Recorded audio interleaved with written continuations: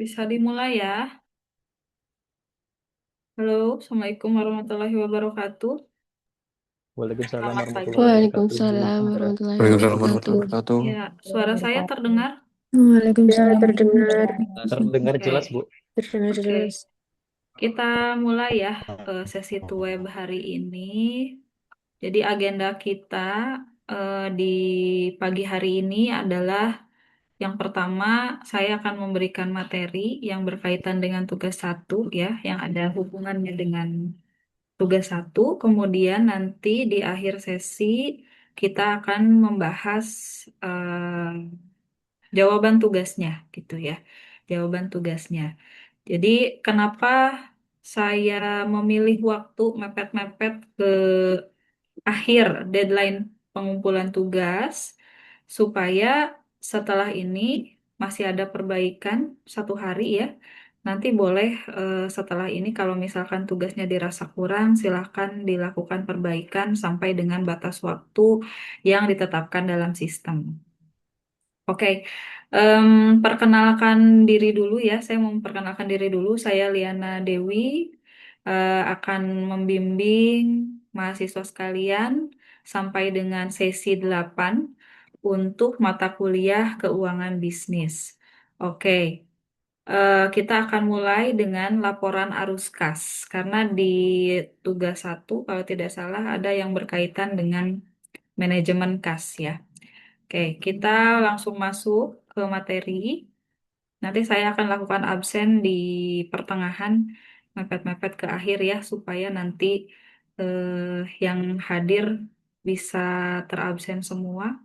Karena ini di catatan saya baru 45 orang yang hadir, sementara ini 3 kelas harusnya berarti ada 90 orang yang hadir di Zoom ini, gitu ya. Oke, kita mulai dengan laporan arus kas.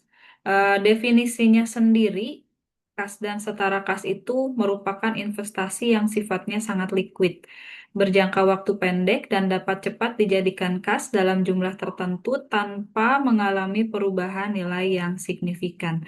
Jadi, kalau ditanya dalam keuangan, apa sih aset yang paling liquid? Nah, yang paling liquid itu adalah kas, karena bisa kapanpun kita ubah bentuknya ke dalam aset dalam bentuk lain gitu ya. Entah itu aset berwujud, kemudian aset tidak berwujud, atau mungkin di apa dirubah menjadi efek atau investasi jangka panjang maupun jangka pendek. Nah, sesuai PSAK 2 revisi tahun 2009, laporan arus kas merupakan suatu laporan yang menyediakan informasi mengenai penerimaan kas dan pengeluaran kas oleh suatu entitas selama periode tertentu.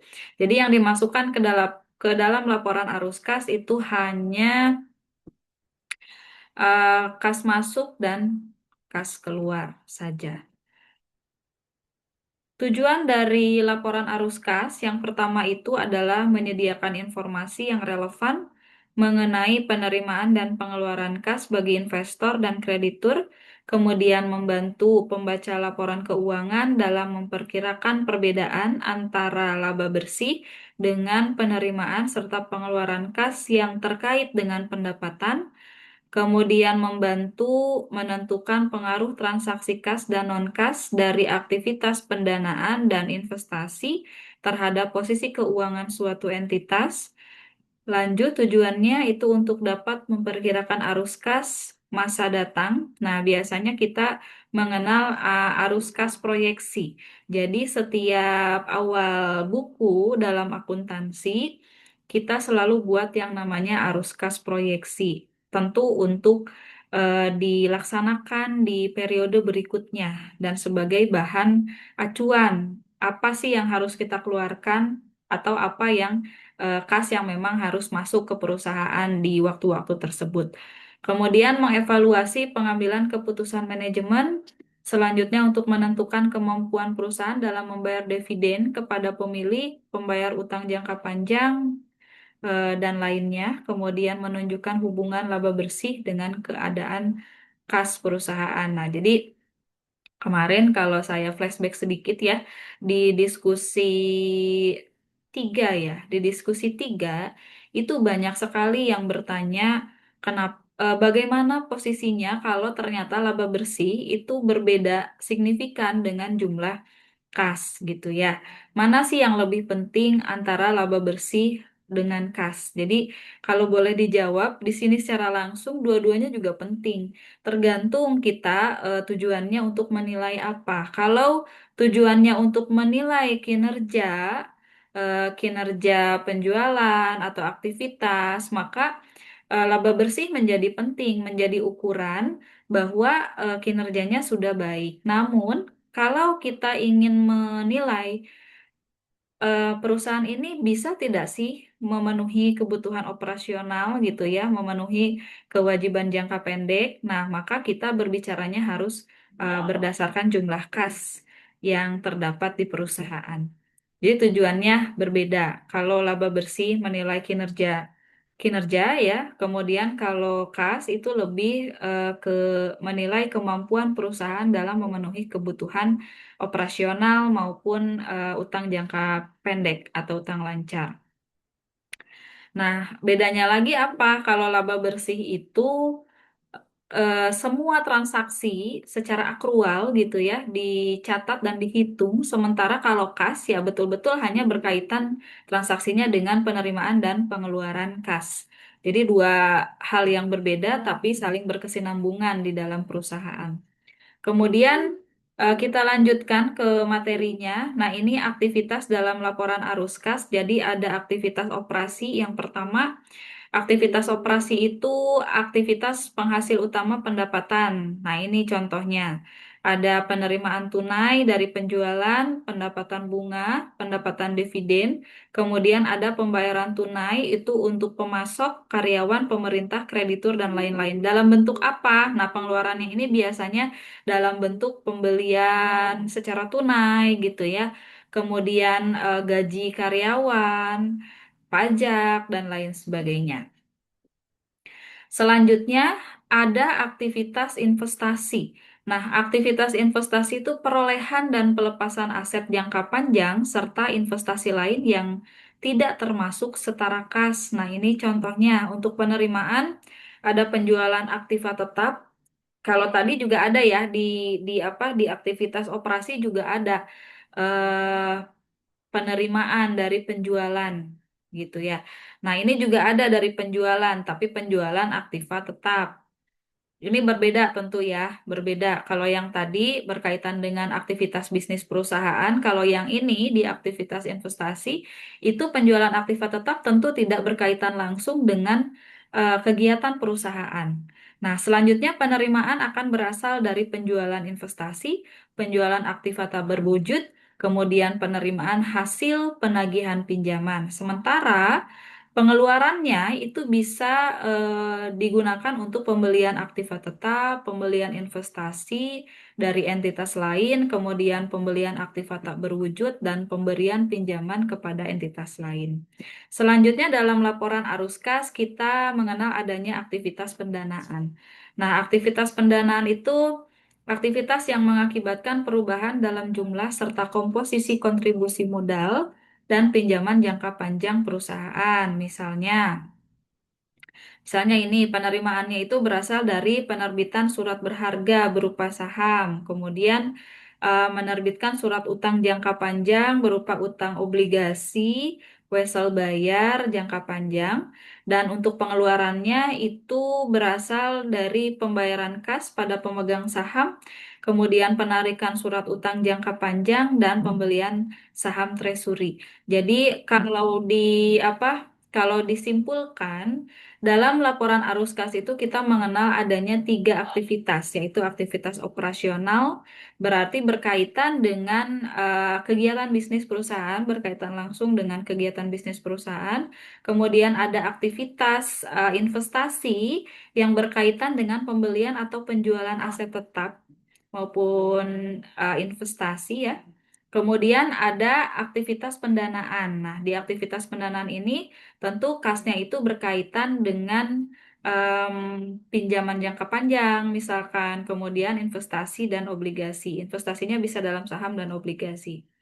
Itu Nah, selanjutnya ada pelaporan arus kas atas dasar arus kas neto. Arus kas neto itu berarti arus kas bersih gitu ya. Arus kas yang berasal dari aktivitas operasi, investasi, dan pendanaan dapat dilaporkan dengan dasar arus kas neto yang pertama penerimaan dan pengeluaran kas untuk kepentingan pelanggan jika arus kas tersebut lebih mencerminkan aktivitas pelanggan daripada aktivitas entitas. Kemudian penerimaan dan pengeluaran kas untuk pos-pos dengan perputaran cepat, jumlah yang besar, dan jangka waktu yang singkat. Nah, ini beberapa contohnya gitu ya. Ada penerimaan dan pembayaran rekening giro, kemudian ada jumlah pokok transaksi kartu kredit nasabah, ada penempatan dan penarikan deposito pada dan dari lembaga keuangan lain, dan sebagainya. Selanjutnya, Em, pelaporan arus kas itu kita mengenal ada dua metode, yaitu metode langsung dan metode tidak langsung.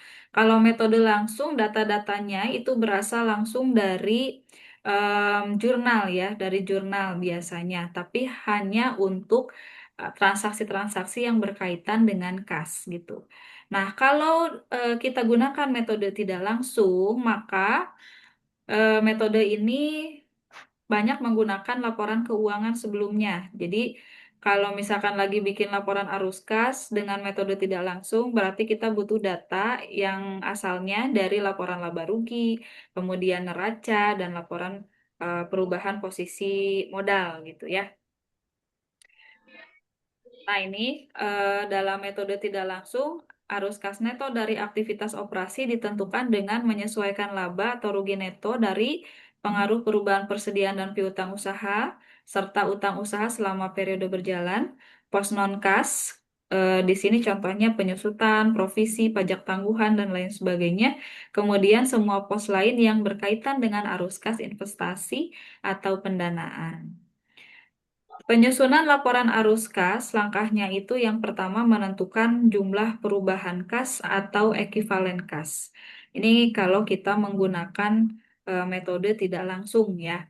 Jadi harus bikin dulu tabel selisih.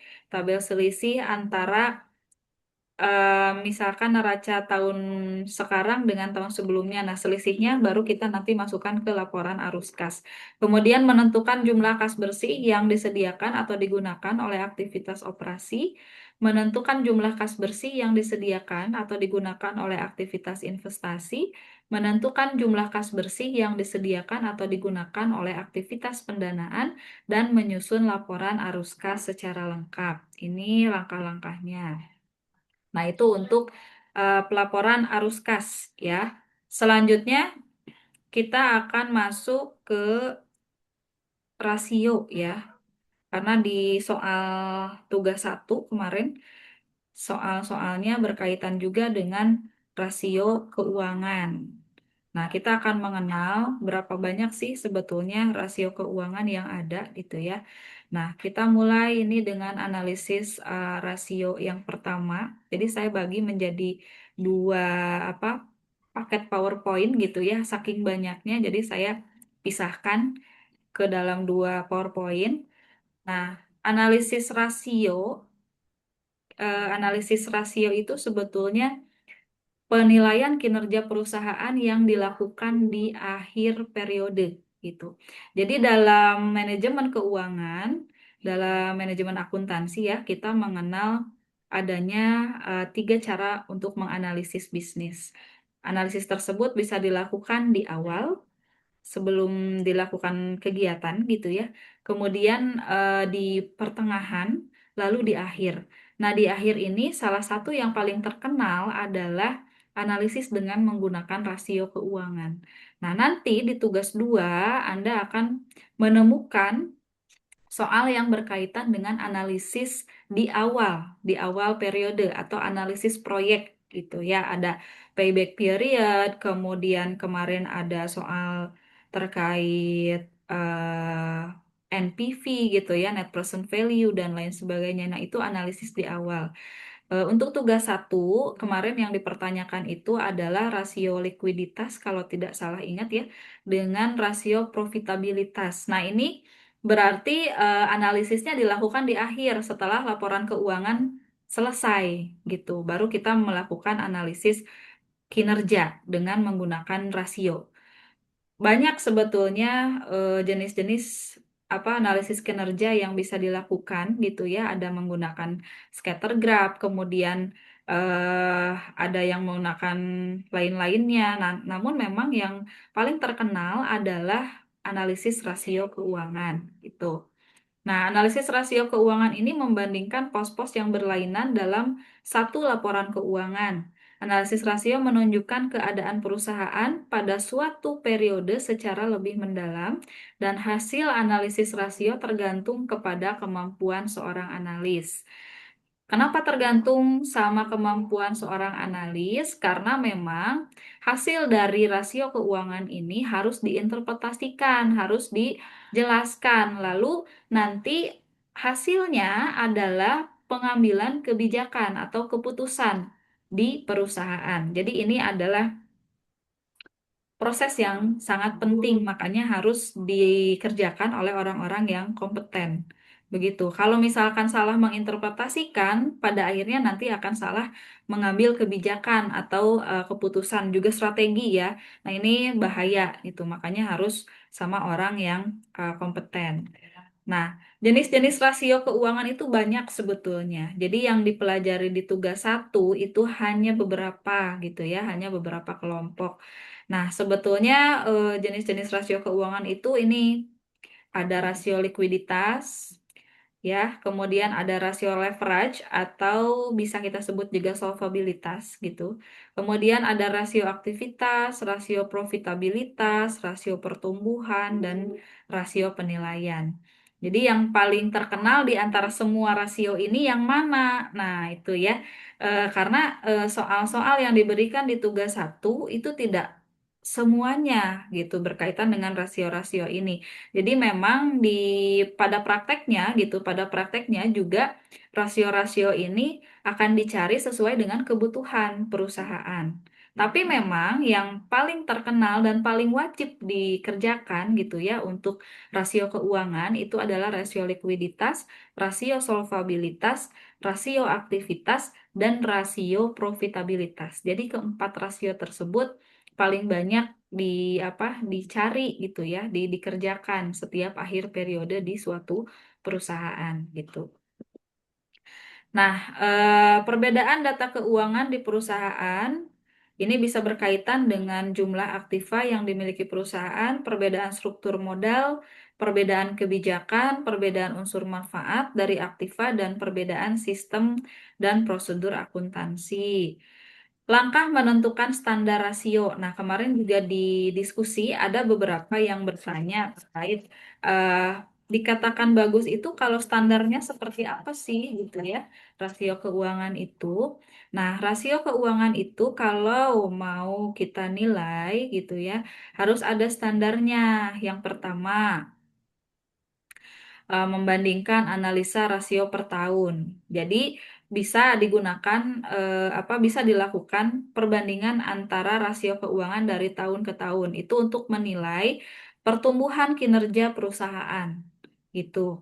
Ya, kemudian untuk selanjutnya bisa menghitung analisis rasio yang dibutuhkan untuk masing-masing perusahaan karena memang kebutuhan tiap perusahaan itu berbeda-beda. Dan standar kinerja setiap perusahaan juga bisa berbeda-beda. Kemudian membandingkan rasio antar perusahaan sejenis pada periode yang sama. Nah, kalau ini biasanya kita sebut dengan analisis cross section ya. Jadi kalau yang poin pertama ini biasanya kita sebut dengan analisis time series gitu ya, karena melakukan analisis dari tahun ke tahun satu perusahaan tapi tahunnya banyak gitu. Nah, kalau yang ketiga ini biasanya kita sebut dengan analisis cross section. Cross section itu banyak perusahaan tapi di industri yang sejenis, nah baru kita perbandingkan. Posisi perusahaan yang kita analisis ada di mana? Apakah memang kinerjanya baik, kurang baik, atau sangat baik? Tentu penilaiannya, standarnya didasarkan pada tren yang sedang terjadi saat itu, gitu, di industri tersebut. Selanjutnya, menyusun rasio dari yang tertinggi sampai yang terendah dan dihitung rata-ratanya. Nah, rata-ratanya ini bisa kita jadikan standar rasio. yang baik gitu ya. Tapi di beberapa industri sudah ditentukan nilainya, ada di beberapa industri. Hanya sedikit industri yang menentukan standarnya harus rasionya kalau likuiditas segini loh, kalau profitabilitas harus segini loh, tapi cuma sedikit aja apa industri jenis industri yang memang menentukan standarnya gitu. Pemakaian analisis rasio membandingkan analisis rasio sekarang dengan analisis rasio dari waktu-waktu yang lalu, kemudian menghitung analisis rasio yang dibutuhkan untuk masing-masing perusahaan industri, membandingkan rasio dari suatu perusahaan dengan rasio semacam yang berasal dari perusahaan sejenis, dan dalam kurun waktu bersamaan, kemudian membandingkan dengan hasil perhitungan rata-rata yang diperolehnya. Keterbatasan analisis rasio ada dua keterbatasan, yaitu yang pertama subjektivitas pelaku analisis dan yang kedua adalah objektivitas pelaku analisis. Kalau subjektivitas berarti dia mencampurkan pendapat-pendapat dirinya terhadap hasil perhitungan rasio gitu ya. Kayak misalkan rasio quick rasionya misalkan 0,9. Kalau 0,9 kan berarti 1 rupiah apa hutang itu hanya dijamin oleh 0,9 aset. Nah, ini balik lagi kalau kalau subjektivitas kayak gini, misalkan em, kayaknya 0,9 itu udah cukup bagus sih gitu ya untuk pencapaian quick ratio kita. Nah, itu ada unsur subjektivitas di sana. Tapi kalau kita menilai objektivitas, tentu 0,9 ini termasuk angka yang rawan karena memang utang lancarnya itu tidak di cover secara penuh oleh aset lancar. Nah, kalau objektivitas, maksudnya di sini keterbatasan objektivitas adalah objektivitas kesesuaiannya dengan data gitu ya, data dari laporan keuangan. Nah, ini bisa menjadi masalah kalau pencatatan yang dilakukan itu tidak sesuai standar akuntansi atau ada manipulasi yang dilakukan saat pencatatan dilakukan. Nah, kalau kita merujuk pada keterbatasan objektivitas, maka hasil rasio yang dihitung tentu tidak menggambarkan posisi perusahaan yang sebenarnya gitu. Jadi kalau keterbatasan subjektivitas tadi berasal dari interpretasi individu ya gitu. Kemudian kalau keterbatasan objektivitas berarti asalnya dari proses pencatatan atau pelaporan-laporan keuangan sebelumnya, sebelum diolah menjadi rasio. Seperti itu. Nah, kita masuk ke rasio yang pertama. Ini rasio, kalau saya sih sebutnya rasio yang paling mudah gitu ya untuk dihitung dan diinterpretasikan. Rasio yang mengukur kemampuan perusahaan dalam memenuhi kewajiban jangka pendek pada saat jatuh tempo, juga mengukur kemampuan perusahaan untuk membiayai kegiatan operasional sehari-hari. Itu namanya rasio likuiditas. Nah, rasio likuiditas itu banyak jenisnya ternyata ya. Tidak hanya 5, bahkan di sini ada sekitar 8 ya, 8 rasio likuiditas. Ada current ratio, quick ratio, cash ratio, working capital to total asset ratio, ada account receivable turnover, kemudian ada collection period account receivable dan inventory turnover, kemudian ada juga average days in inventory gitu. Kayaknya di tugas 2 juga beberapa masih dibahas ya terkait rasio ini. Mudah-mudahan setelah web ini nanti di pengerjaan tugas kedua sudah mulai terbuka pikirannya gitu ya. Kita mulai dengan current ratio. Current ratio itu rasio yang menunjukkan tingkat keamanan bagi kreditor jangka pendek. Rasio yang menunjukkan kemampuan aktiva lancar perusahaan untuk memenuhi kewajiban lancar perusahaan. Nah, rumusnya itu hanya membandingkan aktiva lancar dengan hutang lancar. Gitu, ya. Selanjutnya ada quick ratio.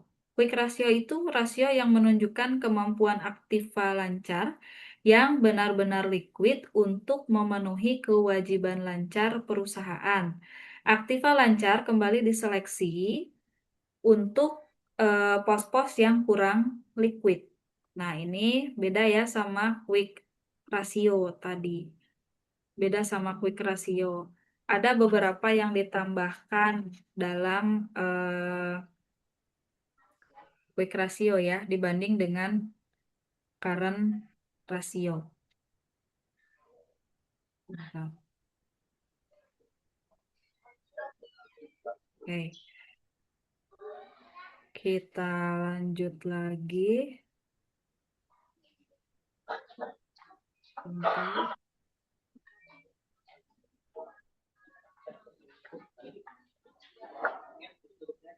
Ya,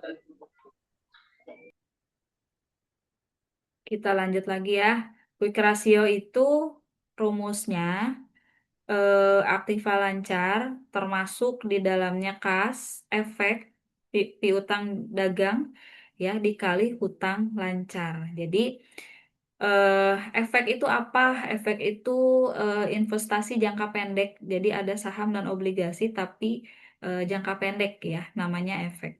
Nah, itu quick ratio. Kemudian ada cash ratio. Cash ratio itu rasio paling liquid karena hanya memperhitungkan kas dan efek dalam perusahaan. Jadi ini lebih apa lebih detail lagi ya, lebih spesifik lagi. Cash ratio itu hanya mengukur kemampuan kas dalam memenuhi kewajiban jangka pendek gitu. Rumusnya kas dan efek, kas ditambah efek dibagi hutang lancar. Itu cash ratio. Kemudian ada account receivable turnover, mengukur kecepatan perputaran piutang yang dihasilkan dari penjualan kredit. Rumusnya penjualan kredit dibagi rata-rata piutang. Semakin tinggi angka account receivable turnover, maka semakin cepat modal yang ditanam dalam piutang kembali. Jadi semakin tinggi akan semakin baik gitu ya. Terus kecepatan pengumpulan piutang juga bisa kita hitung dengan cara seperti ini. Rata-rata periode pengumpulan piutang bisa kita hitung dengan piutang rata-rata dikali 360. 360 itu jumlah hari dalam satu tahun ya, dibagi penjualan kredit. Tuh. Bu, kenapa kan dalam satu tahun itu ada 365 gitu ya? Kenapa kita jadi 360 di sini di hitungannya? Karena biasanya dibulatkan menjadi 360. Di dalam beberapa perhitungan dalam ekonomi, itu biasanya satu tahun dibulatkan menjadi 360 hari gitu. Kemudian ada inventory turnover. Inventory turnover itu untuk mengetahui berapa lama perputaran persediaan terhadap jumlah harga pokok penjualan. Bisa dicari dengan membagi harga pokok penjualan dibagi rata-rata persediaan. Gitu ya. Rata-rata persediaannya gimana? Tinggal kita tambahkan persediaan awal ditambah persediaan akhir dibagi dua. Itu untuk inventory turnover. Kemudian ada kecepatan pengembalian modal dari persediaan atau kita sebut dengan average days inventory. Bisa dicari dengan persediaan rata-rata dikali 360 dibagi harga pokok penjualan. Tuh. Nah, kemudian ada working capital to total asset ratio. Ini untuk menunjukkan perbandingan modal kerja dari seluruh total aktiva. Rumusnya ini aktiva lancar dikurangi hutang lancar dibagi jumlah aktiva. Itu. Nah, itu untuk rasio likuiditas ya. Rasio likuiditas. Ada yang mau ditanyakan sebelum saya lanjutkan ke materi selanjutnya?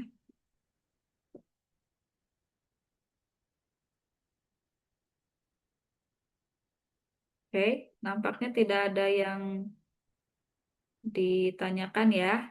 Kalau tidak ada yang ditanyakan, kita akan lanjutkan ke analisis rasio berikutnya. Jadi kalau tadi baru likuiditas, sekarang kita maju lagi ke solvabilitas dan profitabilitas ya.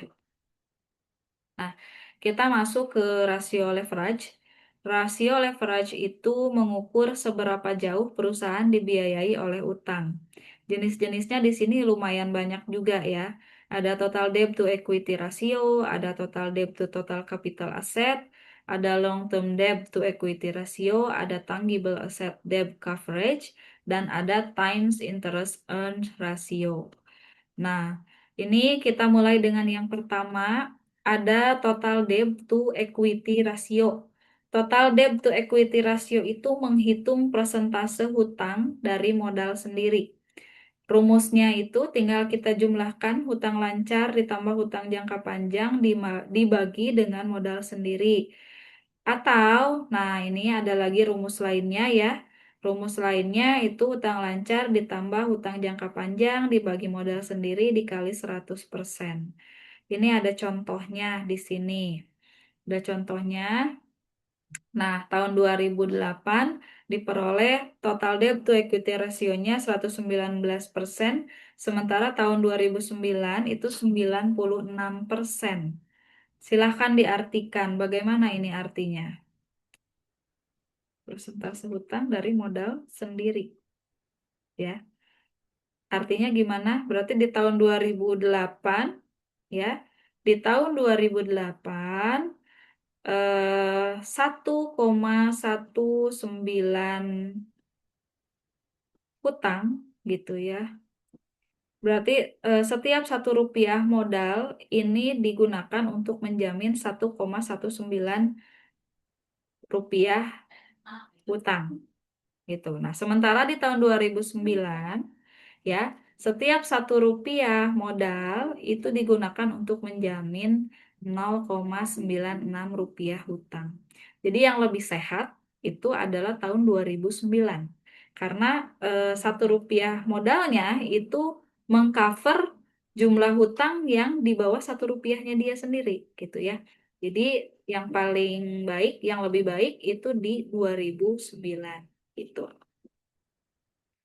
Kemudian ada total debt to total capital asset, mengukur persentase total dana pinjaman dengan total aktiva perusahaan ya. Cara mengukurnya yaitu dengan menambahkan hutang lancar dengan hutang jangka panjang dibagi total aktiva. Jadi kalau tadi dibagi modal, kalau sekarang dibagi total aktiva bisa juga langsung dikalikan 100%. Nah, di sini ada contohnya di tahun 2008 itu rasionya 0,54, kalau 2009 0,49. Ini yang paling baik tetap yang tahun 2009 karena 1 rupiah aset itu digunakan untuk menjamin 0,49 rupiah hutang. Sementara di tahun 2008 jumlah hutang yang dijamin ini lebih besar dibanding tahun 2009 gitu. Kemudian ada long term debt to equity ratio, mengukur persentase total utang jangka panjang dengan modal sendiri. Cara menghitungnya dengan membagi hutang jangka panjang dengan modal sendiri. Utang jangka panjang dibagi modal sendiri. Boleh sambil dikalikan 100% ya. Nah, di sini ada contohnya tahun 2008 51%, ya long term to equity rasionya, kemudian 2009 37%. Maka yang lebih sehat adalah tahun 2009. Begitu ya. Kemudian ada tangible asset to debt coverage, mengukur persentase aktiva tetap berwujud dengan hutang jangka panjang. Nah, cara mengukurnya kita akan ini diselisihkan dulu ya. Jumlah aktiva dikurangi intangible, dikurangi hutang lancar, dibagi hutang jangka panjang gitu. Jumlah aktiva dikurangi intangible, intangible itu aset tetap tidak berwujud ya, dikurangi hutang lancar dibagi hutang jangka panjang.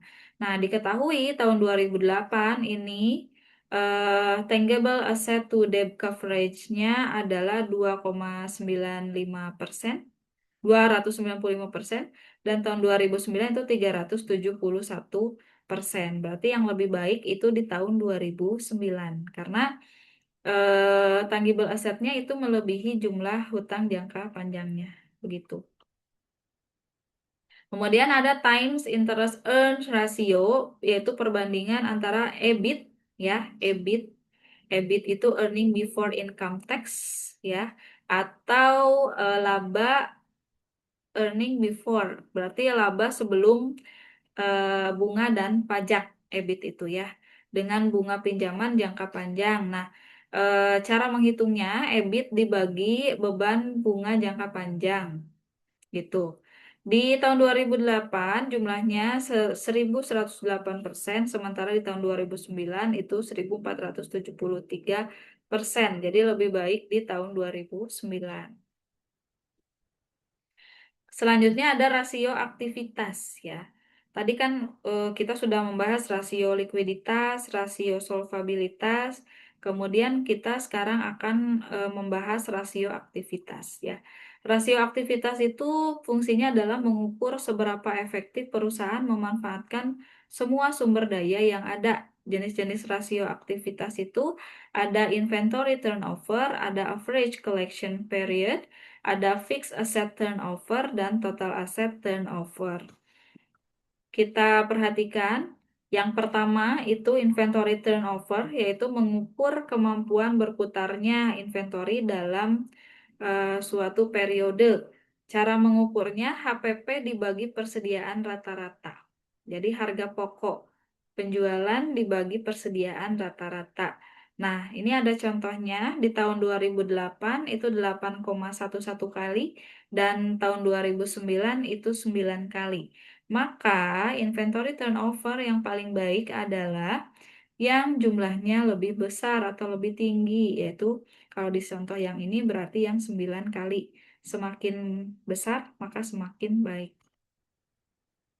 Selanjutnya ada average collection period, mengukur perputaran piutang yang dihitung dengan dua tahap. Ya, kalau yang ini dua tahap. Tahap yang pertama itu penjualan per hari, bisa diukur dengan penjualan tahunan dibagi 360. Kemudian tahap kedua penagihan rata-rata, membagi piutang rata-rata dengan penjualan per hari. Nah, ini ada contohnya tahun 2008 tahap satunya itu 76,389, tahap 2-nya 46 hari. Sementara tahun 2009 tahap satunya 83,333 dan tahap 2-nya 45 hari. Maka yang paling baik adalah yang ke pertama ya, tahun 2008. Karena dia jumlah harinya sorry 2009 karena dia jumlah harinya lebih sedikit, maka artinya adalah piutang ini bisa tertagih jauh lebih sedikit waktunya dibanding dengan tahun 2008 gitu. Selanjutnya ada fixed asset turnover, mengukur penjualan terhadap aktiva tetap. Nah, ini bisa dihitung dengan cara penjualan dibagi jumlah aktiva tetap. Jadi di tahun 2008 ini nilainya 5,79 kali, sementara tahun 2009 6,98 kali. Nah, ini yang lebih baik tentu adalah yang tahun 2009 karena jumlah penjualannya ini di apa? Didukung oleh jumlah aktiva tetap yang jumlah penjualannya didukung oleh jumlah aktiva tetap yang memadai di tahun 2009. Selanjutnya ada total asset turnover, yaitu tujuannya adalah mengukur penjualan neto dengan total aktiva. Ini cara hitungnya penjualan dibagi jumlah aktiva, gitu ya. Penjualan dibagi jumlah aktiva. Tentu yang lebih bagus itu yang tahun 2009, gitu, lebih efisien ya.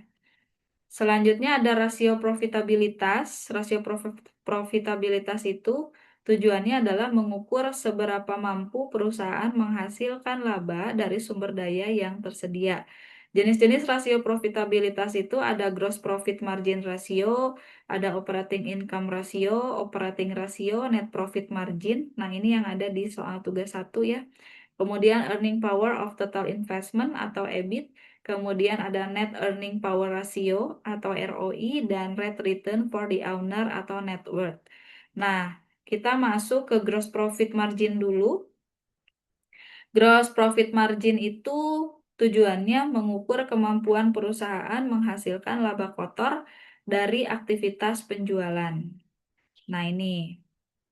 Jadi yang paling bagus itu yang mana? Tentu yang tahun 2009 karena laba kotornya itu lebih tinggi dibanding dengan tahun sebelumnya.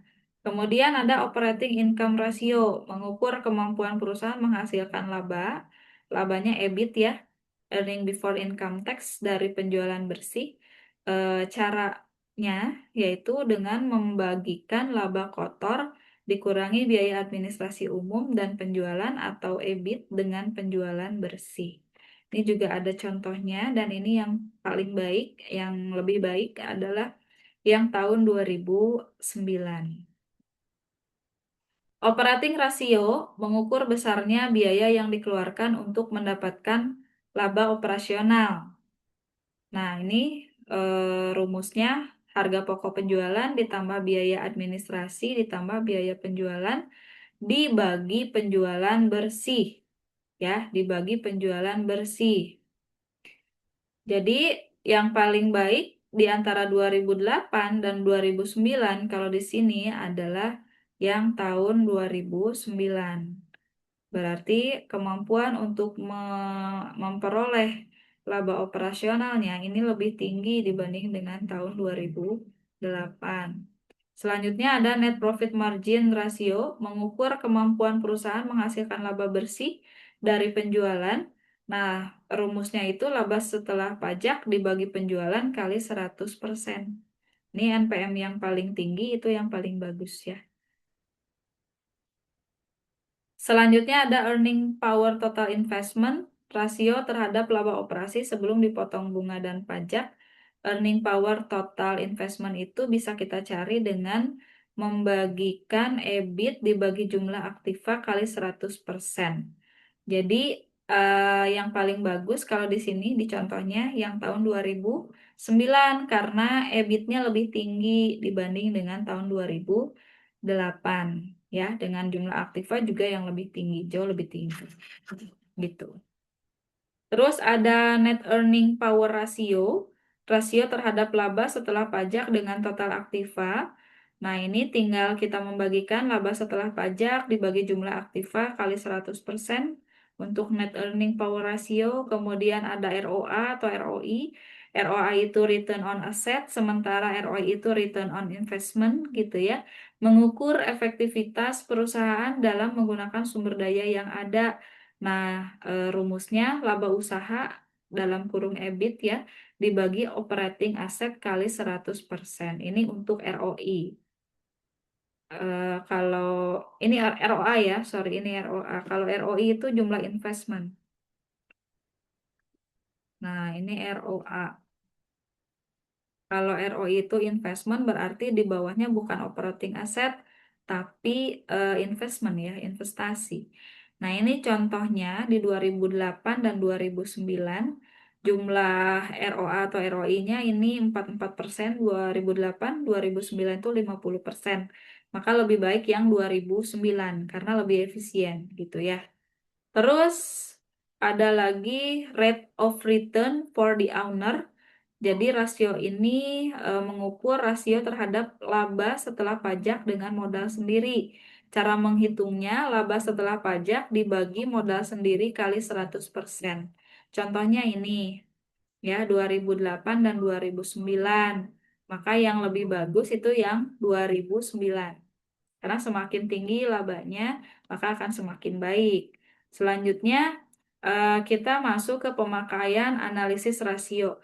Hasil analisis rasio dapat memberikan hasil yang maksimal bagi pemakainya apabila dapat dibandingkan dengan angka-angka rasio. Yang pertama mempunyai standar rasio dari seluruh industri sejenis, kemudian mempunyai rasio semacam di waktu yang lalu dari perusahaan bersangkutan, mempunyai rasio dari budget yang telah ditetapkan dari perusahaan bersangkutan dan dapat diperbandingkan dengan rasio perusahaan yang sejenis yang saat ini dijadikan sebagai perusahaan pesaing. Nah, itu penjelasan terkait laporan arus kas dengan rasio keuangan. Sebelum saya masuk ke pembahasan terkait tugas 1, silakan jika ada yang mau didiskusikan ya.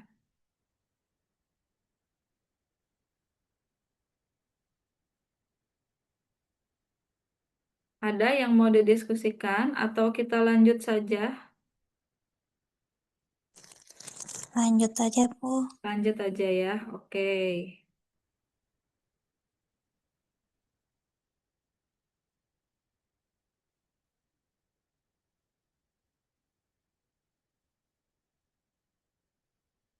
Nah, Kita lanjut saja ke pembahasan tugas 1 ya. Jadi ini mudah-mudahan hasilnya mendekati jawaban yang sudah di input atau disubmit ya ke e-learning. Tapi kalau memang misalkan mau dirubah atau diperbaiki boleh boleh sampai dengan batas waktu yang ditentukan di sistem. Oke. Eh, nah, kita mulai dengan pengertian perusahaan manufaktur ya. Dengan pengertian perusahaan manufaktur, manufaktur itu memiliki struktur keuangan yang lebih kompleks karena melibatkan banyak biaya, mulai dari bahan baku, tenaga kerja, hingga perawatan mesin dan distribusi produk. Jadi di dalam kasus-kasus keuangan gitu ya, selalu yang diambil itu adalah manufaktur, karena memang yang paling lengkap itu ada di perusahaan manufaktur kegiatannya. Sementara perusahaan dagang dan perusahaan jasa itu biasanya bagian kecil dari perusahaan manufaktur ya. Jadi kalau sudah menguasai akuntansi atau keuangan perusahaan manufaktur, biasanya ke perusahaan-perusahaan lainnya itu semakin mudah begitu. Nah, kita lanjut ke definisi manajemen keuangan gitu. Di sini ada pengertian dari beberapa ahli gitu ya. Menurut Van Horn dan Wakowicz, manajemen keuangan adalah pengelolaan aset, kewajiban, dan keuangan untuk mencapai tujuan perusahaan yang melibatkan pengumpulan, perencanaan, pengelolaan, dan penggunaan dana. Itu pengertian manajemen keuangan menurut Van Horn dan Wakowicz. Sementara menurut Gitman, manajemen keuangan itu adalah studi tentang keputusan-keputusan yang membuat manajer keuangan yang melibatkan keputusan investasi, pendanaan, dan dividen yang akan membuat nilai dari perusahaan lebih tinggi daripada nilai yang akan dihasilkan oleh alternatif yang ada. Selanjutnya ada pengertian manajemen keuangan menurut Brigham dan Houston. Manajemen keuangan itu adalah suatu studi tentang institusi keuangan, konsep keuangan, serta teknik pengambilan keputusan keuangan yang diterapkan pada manajerial bisnis. Ada juga menurut Keon, Martin, dan Petty, manajemen keuangan itu adalah cabang dari keuangan yang mengelola sumber daya keuangan perusahaan agar mencapai tujuan perusahaan. Ya. Jadi kalau dilihat dari 4 definisi ahli tersebut gitu ya, manajemen keuangan itu ya tujuannya adalah untuk meningkatkan efisiensi dan efektivitas dari operasional perusahaan.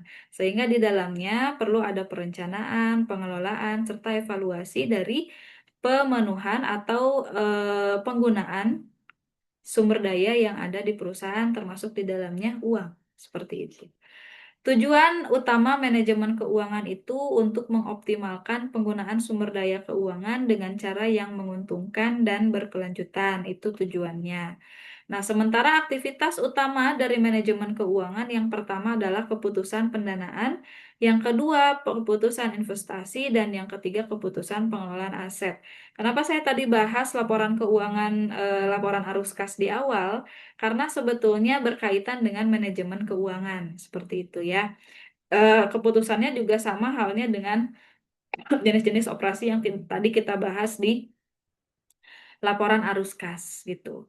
Nah, untuk keputusan pendanaan, hal ini mencakup kebijakan manajemen dalam melakukan pencarian dana perusahaan seperti kebijakan menerbitkan sejumlah obligasi dan kebijakan hutang jangka pendek dan jangka panjang juga perusahaan yang bersumber dari internal maupun eksternal.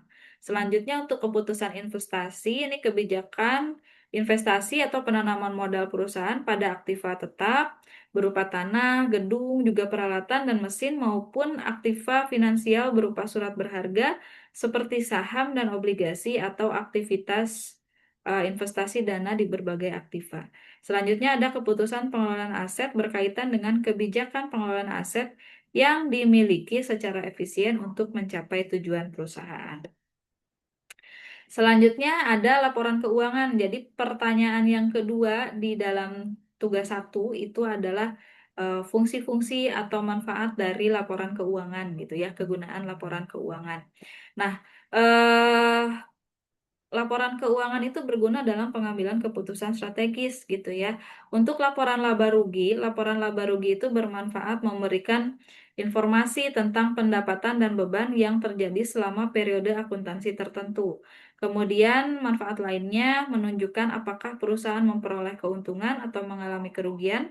Dan manfaat selanjutnya, keputusan yang diambil berdasarkan laporan laba rugi berkaitan dengan strategi peningkatan jumlah laba yang dipengaruhi oleh komponen pendapatan dan beban-beban gitu. Ini adalah kegunaan dari laporan laba rugi gitu ya. Kemudian neraca atau laporan posisi keuangan ini memiliki kegunaan untuk menggambarkan posisi keuangan perusahaan pada akhir periode akuntansi yang mencakup aset, kewajiban, dan ekuitas. Kemudian, keputusan yang dapat diambil berdasarkan data pada neraca adalah posisi utang jangka panjang dan utang jangka pendek yang dikaitkan dengan kepemilikan aset, dan analisis terkait keuangan dapat menentukan strategi perusahaan dalam sektor pendanaan dan kepemilikan aset. Itu adalah kegunaan dari laporan posisi keuangan atau neraca. Selanjutnya ada kegunaan dari laporan arus kas. Yang pertama itu menunjukkan aliran kas yang masuk dan keluar dari perusahaan dalam periode tertentu. Kemudian data dalam laporan arus kas dapat dijadikan dasar terkait dengan aktivitas operasional perusahaan, dan perusahaan dapat menentukan strategi pembiayaan operasional dari posisi arus kas. Itu ya, kegunaan dari 3 laporan keuangan. Nah, selanjutnya ada kegunaan dari laporan perubahan ekuitas. Laporan ini menunjukkan perubahan ekuitas di perusahaan selama periode akuntansi. Kemudian laporan keuangan ini mencakup perubahan yang terjadi akibat laba bersih, dividen yang dibayarkan, dan transaksi lainnya yang mempengaruhi ekuitas pemegang saham. Kemudian keputusan yang dapat diambil berdasarkan laporan ini berkaitan dengan struktur permodalan perusahaan. Nah, selanjutnya ada catatan atas laporan keuangan. Manfaatnya yaitu memberikan penjelasan lebih rinci mengenai angka-angka yang ada dalam laporan keuangan, termasuk kebijakan akuntansi yang digunakan dan estimasi yang digunakan dalam penyusunan laporan. Kemudian, catatan ini juga sangat penting untuk memberikan transparansi dan membantu pengguna laporan keuangan dalam memahami konteks di balik angka-angka yang disajikan. Nah, kebanyakan yang sudah mengerjakan tugas itu menyajikan kegunaan laporan keuangan hanya tiga jenis laporan yang disampaikan, yaitu laporan laba rugi, laporan neraca, dan laporan arus kas. Sementara idealnya laporan keuangan itu ada 5. Nah, ada laporan laba rugi, laporan perubahan, laporan posisi keuangan, maaf, kemudian laporan perubahan modal, laporan arus kas, dan catatan atas laporan keuangan. Jadi baiknya seperti apa? Baiknya ya dikerjakan semuanya. Jadi ditampilkan kegunaan laporan keuangan itu ya sesuai dengan banyaknya jenis laporan keuangan yang ada menurut standar. Seperti itu ya. Catatannya di situ untuk yang sudah mengerjakan tugas 1 dan sudah dinilai. Begitu. Kemudian selanjutnya ada rasio likuiditas dan solvabilitas. Kita mulai dengan current ratio ya. Current ratio itu masuknya ke rasio likuiditas atau di sini rasionya rasio lancar gitu ya. Rumusnya current asset dibagi current liabilities. Jadi aset lancar dibagi utang lancar. Nah, untuk di tugas 1 itu laporan yang dilampirkan dari perusahaan Indofood ya. Indofood, jadi kita tinggal cari aja current rasionya berapa. Nah, kebanyakan yang sudah mengerjakan tugas 1 itu hanya menghitung rasionya di tahun 2024 saja. Sementara di data itu yang ditampilkan gitu ya. Yang ditampilkan di laporan keuangan itu laporan keuangan tahun 2023 dan 2024 gitu. Nah, kalau beberapa di antara kalian masih mengerjakan hanya di tahun 2024, silahkan tambahkan dengan hasil perhitungan pada tahun 2023. Kemudian lakukan analisis pertumbuhannya, pertumbuhan rasio tersebut gitu. Nah, ini hasil pengerjaan saya. Current ratio untuk PT Indofood di tahun 2023 adalah 1,92, sementara di 2024 adalah 1,87. Artinya apa? Artinya pada tahun 2023 ya, setiap Rp1 utang lancar itu dijamin oleh 1,92 rupiah aset lancar. Sementara di tahun 2024, setiap Rp1 utang lancar itu dijamin oleh 1,87 aset lancar. Artinya perusahaan memiliki likuiditas yang baik dari tahun ke tahun, namun perusahaan di sini mengalami penurunan current ratio ya. Yang di tahun 2023 itu 1,92, di tahun 2024 1,87. Artinya ini mengalami penurunan sebetulnya. Penurunan likuiditas, tapi memang nilainya tidak terlalu signifikan gitu ya, tidak terlalu mengganggu karena memang di tahun 2024 masih bagus current rasionya gitu. Nah, terus untuk debt to equity ratio atau DER ya, rumusnya itu total debt ditambah shareholders equity dikali 100% dibagi ya, total debt dibagi shareholders equity dikali 100%. Di tahun 2023 jumlah DER-nya itu 86%, sementara di tahun 2024 itu 91%. Pada tahun 2023, total hutang perusahaan sebesar 86% dari total ekuitas yang dimiliki, sementara tahun 2024, total hutangnya sebesar 91% dari total ekuitas. Tentu hal ini kurang baik bagi perusahaan karena jumlah hutang mencapai rata-rata 88,5% per tahun dari total ekuitasnya. Dengan kondisi ini, kemampuan perusahaan dalam memenuhi utang jangka panjang akan terganggu saat terjadi krisis, maka perusahaan akan rentan terhadap krisis. Nah, ini mah kurang baik ya. Jadi kalau yang current ratio tadi sama sih kurang baik ya dari tahun 2023 ke tahun 2024. Begitu juga dengan DER-nya. DER-nya juga kurang baik. Tahun 2023 itu 86%, sementara 2024 malah meningkat menjadi 91%. Artinya perusahaan lebih rentan dalam kondisi solvabilitasnya. Jadi dikhawatirkan perusahaan tidak mampu memenuhi kewajiban jangka panjangnya jika nilai DER-nya semakin meningkat seperti itu. Selanjutnya ada rasio profitabilitas. Rasio profitabilitas atau kita sebut di sini ya, hitungannya pakai NPM atau net profit margin. Cara menghitungnya net income dibagi sales kali 100%. Nah, untuk tahun 2023 NPM-nya itu 16,6%, sementara tahun 2024 NPM-nya itu adalah 11,5%. Pada tahun 2023 total penjualan mampu menghasilkan laba sebesar 16,6%, artinya kinerja perusahaan cukup baik pada tahun 2023 ya. Pada tahun 2024, total penjualan mampu menghasilkan laba sebesar 11,5%, artinya terjadi penurunan kinerja perusahaan dalam memperoleh laba dari penjualan. Dengan hasil analisis NPM tahun 2023 dan 2024, maka perusahaan perlu meningkatkan kemampuan memperoleh laba dari penjualan yang dilakukan. Penjualan yang tinggi belum tentu mampu menghasilkan laba yang tinggi, sehingga fokus perbaikan berada pada bagaimana perusahaan mampu meningkatkan perolehan labanya.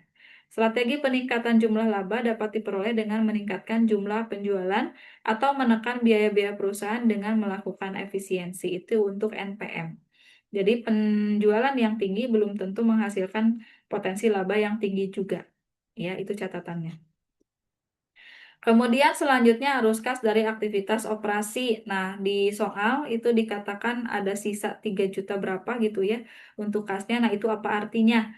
Mengapa jumlah arus kas dari aktivitas operasi lebih penting dari data laba bersih? Nah, ini.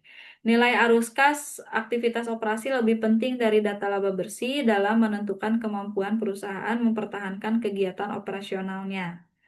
Jadi lebih ke kemampuan perusahaan dalam menjaga going concern-nya gitu ya kalau untuk arus kas. Laba bersih mencerminkan perbandingan pendapatan dengan beban baik bersifat cash maupun accrual, sementara arus kas bersih dari aktivitas operasi mencerminkan kesediaan kas perusahaan yang dapat digunakan dalam menjalankan keputusan operasional. Hal ini menyebabkan jumlah arus kas aktivitas operasi lebih penting dari hanya data laba bersih. Seperti itu ya. Jadi kalau di soal nilainya itu kan kasnya lumayan tinggi gitu ya. Posisinya gimana? Posisinya bagus kalau kasnya mampu, jumlahnya proporsional ya. Jadi mampu memenuhi kebutuhan operasional perusahaan. Nah, tapi kalau kasnya terlalu tinggi juga tidak baik karena kas yang terlalu tinggi itu nanti akan memunculkan idle cash ya, idle money. Jadi uangnya ini tidak produktif. Sebaiknya gimana? Berarti sebaiknya jumlah kas yang disediakan di perusahaan itu proporsional saja, sesuai dengan kebutuhan perusahaan. Tidak terlalu tinggi, tidak terlalu rendah, seperti itu. Nah, itu mungkin penjelasan dari saya ya. Saya sudah menjelaskan materi dari mulai laporan keuangan, rasio-rasio keuangan, juga pembahasan terkait tugas 1. Silakan ada yang mau didiskusikan atau tidak.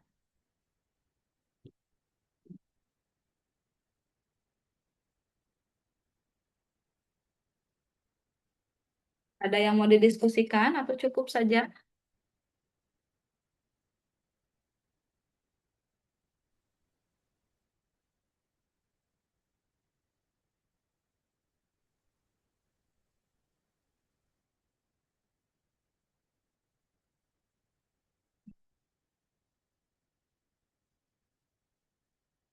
Silakan jika ada yang mau didiskusikan terkait proses tutorial online, kemudian beberapa pertanyaan mungkin untuk materi-materi berikutnya juga boleh. Silakan.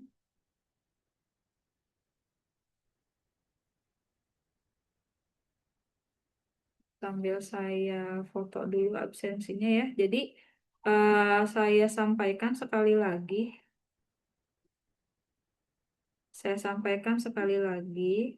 Bahwa absensi ketika tuweb penting ya, penting karena kalau misalkan tidak hadir di tuweb ya nanti berarti kehadirannya dianggap tidak sempurna begitu.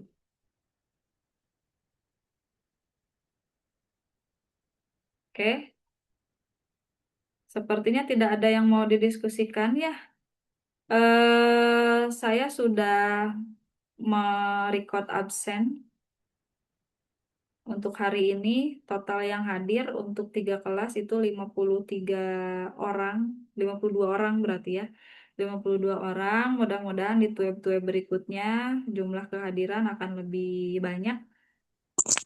Tolong nanti sampaikan ke teman-temannya, saling mengingatkan ya.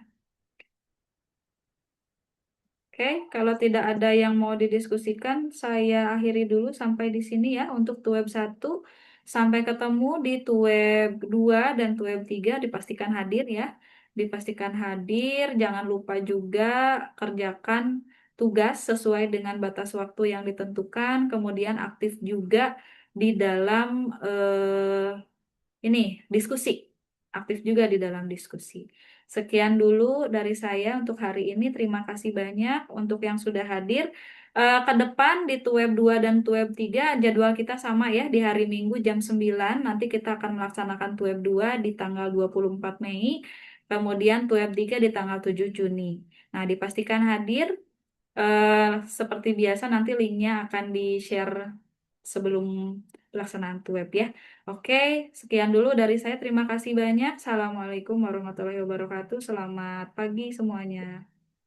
Waalaikumsalam warahmatullahi wabarakatuh. Waalaikumsalam warahmatullahi wabarakatuh.